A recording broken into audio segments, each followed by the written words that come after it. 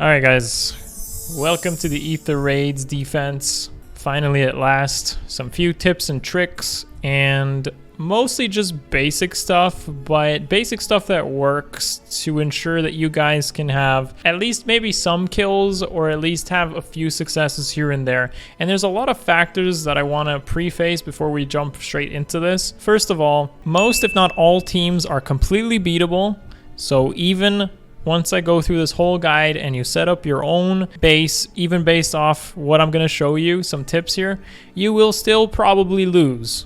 And you will still probably lose a lot. So please don't respond and be like, it's your fault, I copied you and I still lost, okay? I just want to preface it that there are some good players and depending on your rank, you will still probably lose. But I will give you things that usually work against a lot of people, and there's a lot of stuff you can take away from that. And on top of that, I'm going to try to make this as F2P budget friendly as possible. So that means when making this, I'm going to consider 3 and 4 star units, I'm going to consider GHB units, I'm going to consider bonus units. I'm just going to assume people have what is easily available and not run into this with like 5-star exclusives, because there's no point in doing something like that. And it's also completely depend on what you have and what works as a good substitute for you to make sure that works. So with that out of the way, Twitch friends, say hello, and YouTube guys, leave a comment to say hello in the back. Let us jump right into it.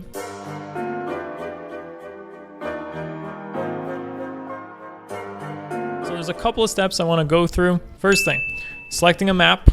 We're going to go through that. 2, we're going to talk about what sort of comp you want to use. 3, where to place them.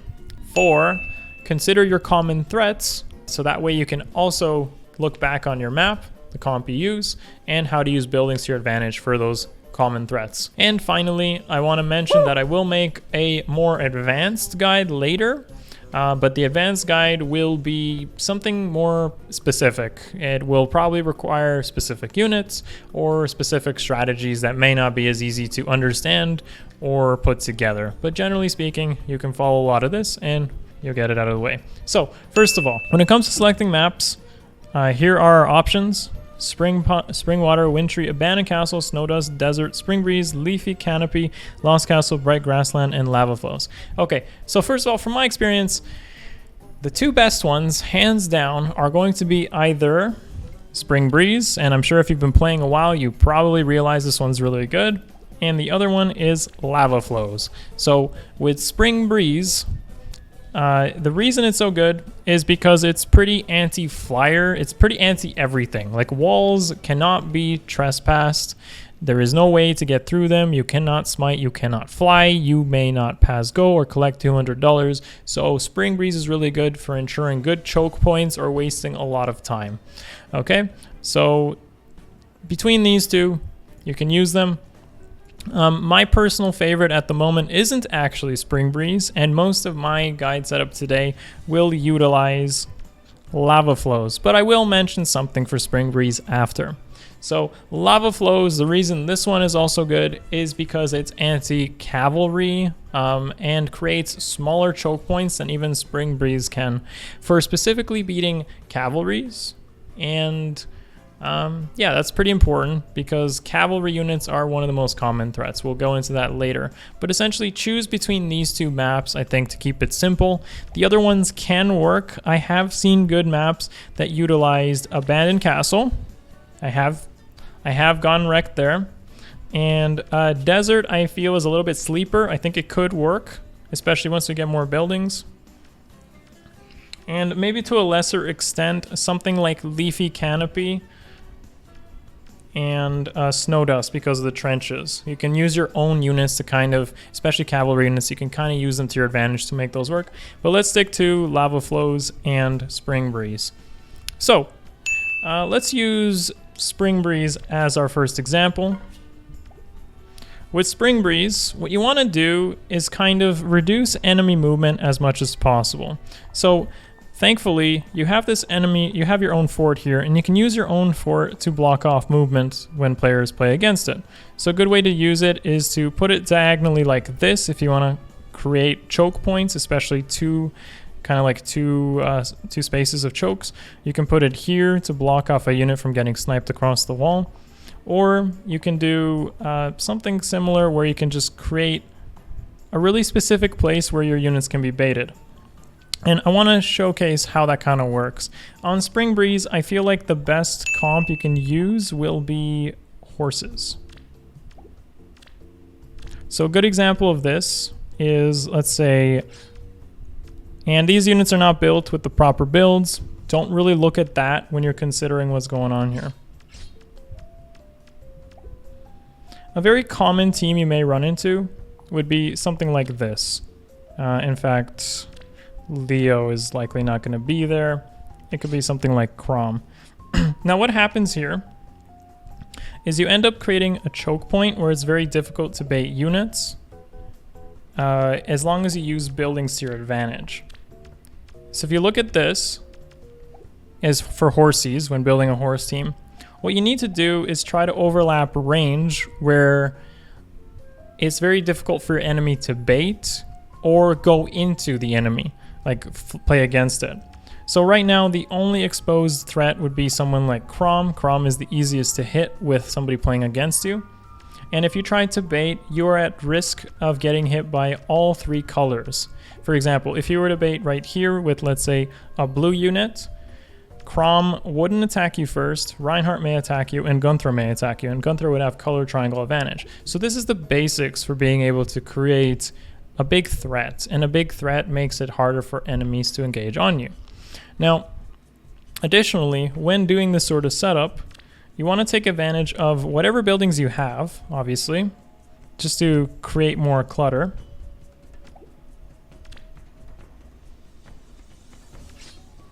So if we put all our buildings back and all the traps, boom, and they magically appeared. You want to make it so it's difficult so your opponents still can get to it. So for example, you do something like this.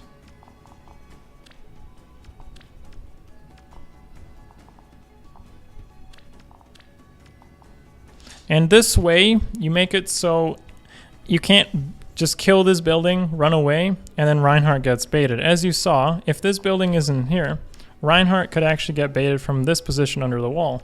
But as long as you block off his movement, and the same idea with Gunther, you restrict the movement on your own units, so it's difficult to bait.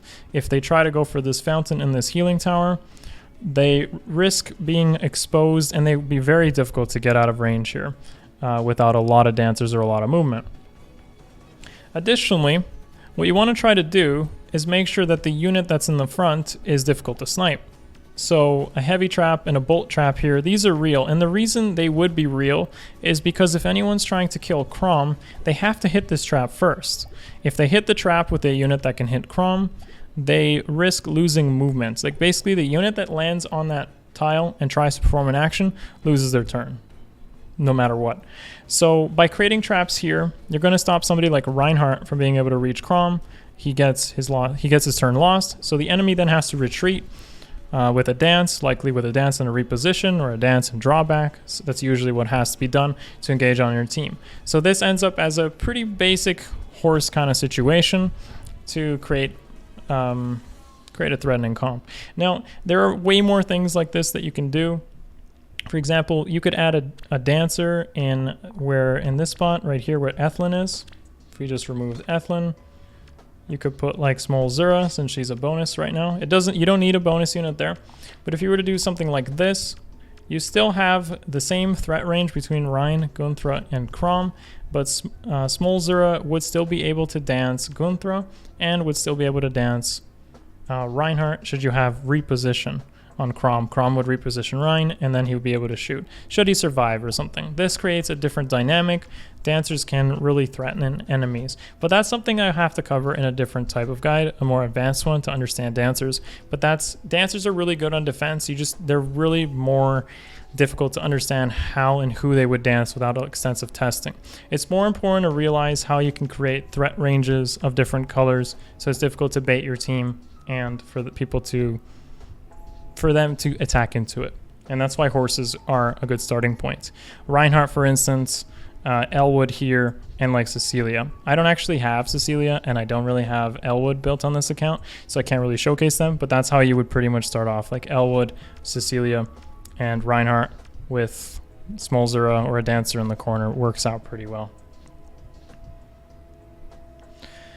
Okay, so that's an idea. That's the first idea. If you're trying to maybe mix it up with like infantry, armors, and mixed units, what I want to preface saying is that those are harder to actually make work than horses. Horses are the most threatening and easiest to put together, and as the meta develops, it'll be easier to actually beat horses. People will come up with strategies like Smite. If you've watched one of my recent offensive gameplay videos on Aether Raids, you'll see I'm coming up with strats to beat this sort of thing, or beat the range by aggressively playing with Gale Force and playing right into it, so that I know that these comps are very common. So do consider that people are adapting and will likely beat this sort of stuff, so it's important to take a step forward and maybe consider additional comps. But making additional comps is different because threat ranges are harder to pull off.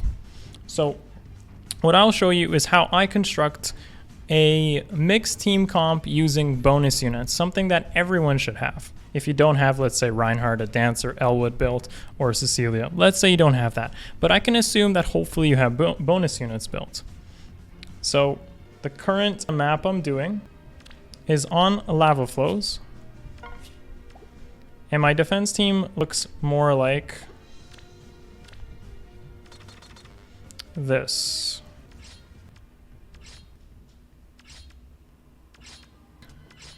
Okay, so my team looks more like this, but how do you make a team like this work, where you have so many different movement types? Well, you have to consider what sort of teams beat you. You have to watch some replays, and when you watch the replays, the most common threats you'll see are Reinhardt, Lin, Dancers, right? That's really common. So what do you do to beat Rein, Linhardt, and Dancers? You put front wall units that can tank it, and you put units in the back who pretty much can support that frontline unit from not dying to those units, along with them being able to threaten the units with like a dance or being able to move forward. So the way I do something like this is I put Akariss, Azura, Ike, Aversa, and Ursula over here. Now what happens here is Akariss and Ike are my frontline units, but they are not totally immune to those sort of strats. What you have to do is make sure that you're able to delay or hamper them as much as possible from being able to kill you.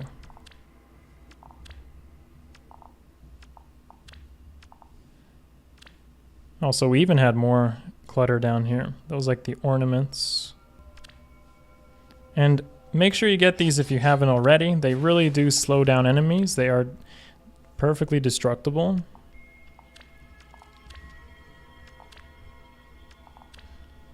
Perfectly destructible and could slow your enemy from approaching. So what happens here is just like what I mentioned earlier, having those traps to be able to slow range units from trying to snipe off your units, and having other units support them. For example, Azura has Spur Attack Res 3. I usually give her a Res Tactic seal, and with Res Tactic, because I'm running mixed team comp, I'm able to buff up Ike's Res. I can give them Brazen Attack Res as well, should they trigger the Bolt Trap and have a Bolt Tower. And then Akariss is a green unit, plus he's running IO Shield in his A. So with Distant Defense Seal, instead of Quick Impulse, he reaches about 42 Res, with Aversa running Ward Flyers, which is again, just kind of as an example. And the thing that really makes a comp like this stand out is that Ursula doesn't have an assist. This is more of an advanced kind of thing. By removing an assist, you can force your unit to move before other units, and by her moving before Azura, for instance, she can get danced and reach a total of 8 spaces. So if somebody was to try to snipe Ike, for instance, Ursula with Keen Blarwolf gets danced, and then would snipe a Reinhardt. So yeah, this is kind of what I plan to do every single week, something like this. It uses bonus units and it has overlapping threat range.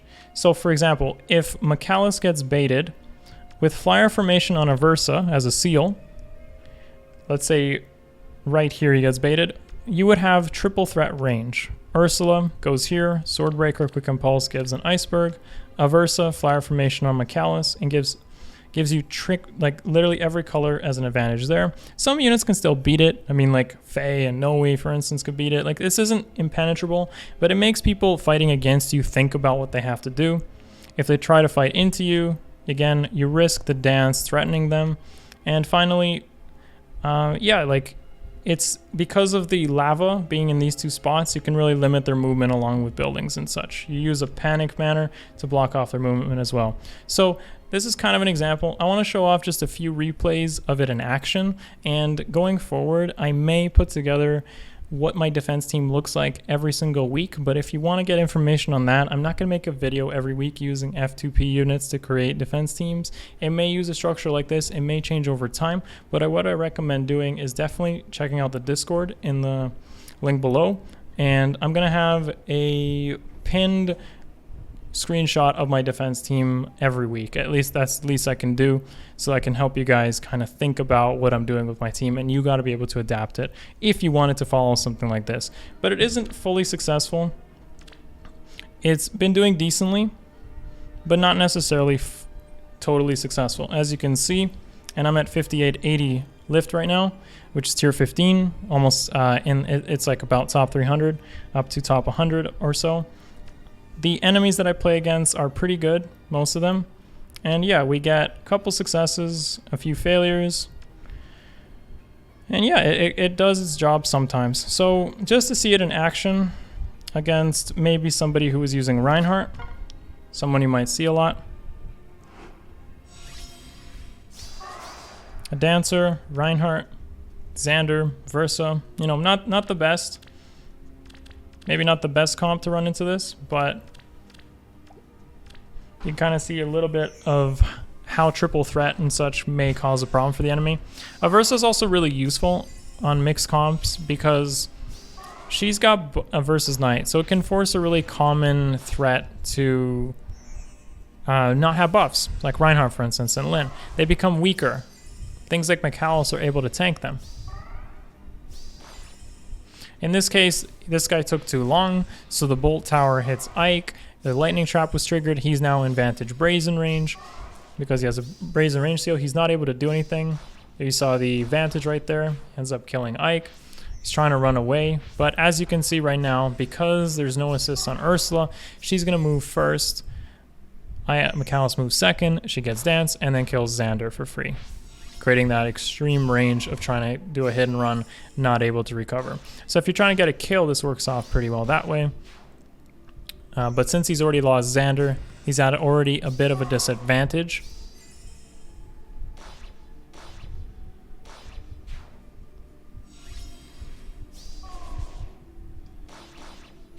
And in the future, I'm likely going to be looking at more of these defense replays, looking at analysis, whether that's an offense and defense, and seeing how defense replays could be useful for your own information. So he took too long. He couldn't use a Versa to kill Ursula, as you can see.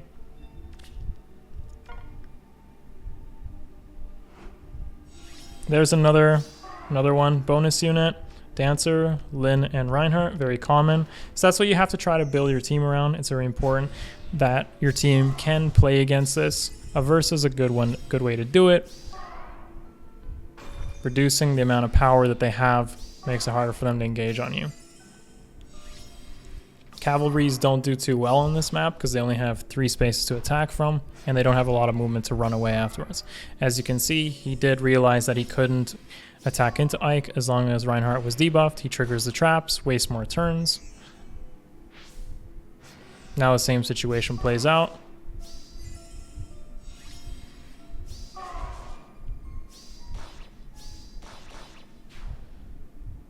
And he's going to try to run away, but Ursula, as we know, moves, gets danced. And bye-bye, Erica.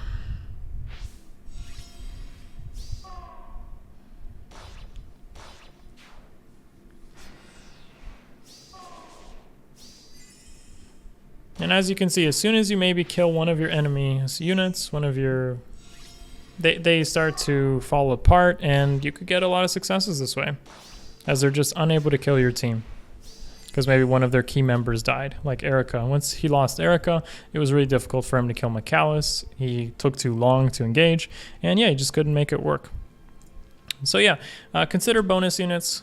consider Rhine, Lynn, they're very common. Consider something like Veronica, and try to make your defense team work against it. If you have these units, it also helps a lot to make sure you test defenses, as I've done extensively over the past few weeks to make sure this works.